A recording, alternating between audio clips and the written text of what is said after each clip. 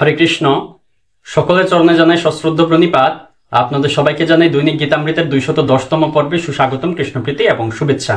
দৈনিক গীতামৃতের আজকের এই পর্বে আমি আপনাদের নিকট আলোচনা করব ভগবদ গীতার 5ম অধ্যায়ের 20তম শ্লোক নিয়ে। আপনারা সকলে ধৈর্য ও মনোযোগের সহিত সম্পূর্ণ ভিডিওটি শেষ পর্যন্ত দেখুন, সেই সাথে শ্লোকের মাহাত্ম্য ও তাৎপর্য হৃদয়ঙ্গম করার প্রচেষ্টা করুন। আমি শুরু করছি, আপনারা সাথেই থাকুন। ওম নমো ভগবতে বাসুদেবায়, ওম নমো ভগবতে বাসুদেবায়, ওম নমো ভগবতে বাসুদেবায়। শ্রীমদ্ ভগবদ গীতা 5ম অধ্যায় কর্ম সন্ন্যাস যোগ। শ্লোকটি হচ্ছে ভগবান শ্রীকৃষ্ণের। ওম ন প্রহৃষ্যেত প্রিয়ম প্রাপ্য ন দ্বিজেত প্রাপ্য চাপ্রিয়ম স্থির বুদ্ধির সম্মূঢ় ব্রহ্মবিদ ব্রহ্মণি স্থিতঃ। অনুবাদ: যে ব্যক্তি প্রিয় বস্তুর প্রাপ্তিতে উৎফুল্ল হন না এবং অপ্রিয় বস্তুর প্রাপ্তিতে বিচলিত হন না, যিনি স্থির বুদ্ধি সম্পন্ন, মোহশূন্য ও ভগবত তত্ত্ববেত্তা, তিনি ব্রহ্মেই অবস্থিত।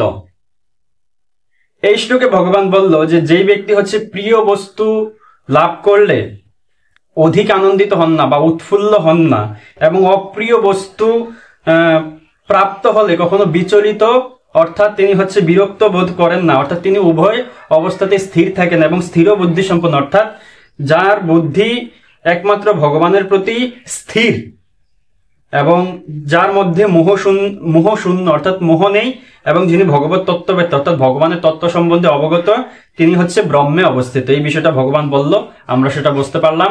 তো এই শ্লোক সম্বন্ধে শ্রীল প্রভুপাদের মন্তব্য আমরা তাৎপর্য থেকে দেখিনি। তাৎপর্য: এখানে আত্মজ্ঞানী মহাপুরুষের বর্ণনা করা হয়েছে।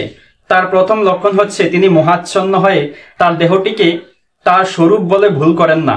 তিনি সুনিশ্চিতভাবে জানেন যে তিনি তার দেহ নন।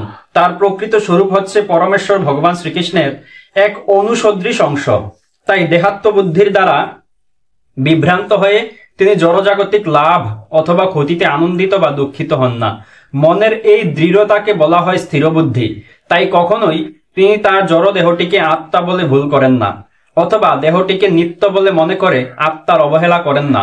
এই জ্ঞানের প্রভাবে তিনি পরম তত্ত্ব উপলব্ধির পর্যায়ে উন্নীত হতে পারেন, অর্থাৎ তিনি ব্রহ্ম, পরমাত্মা ও ভগবানকে জানতে পারেন। তিনি তার স্বরূপ সম্বন্ধে সম্পূর্ণরূপে অবগত হন। তাই তিনি ভগবানের সঙ্গে সর্বতভাবে এক হয়ে যাবার ভ্রান্ত প্রচেষ্টা করেন না। এটিকেই বলা হয়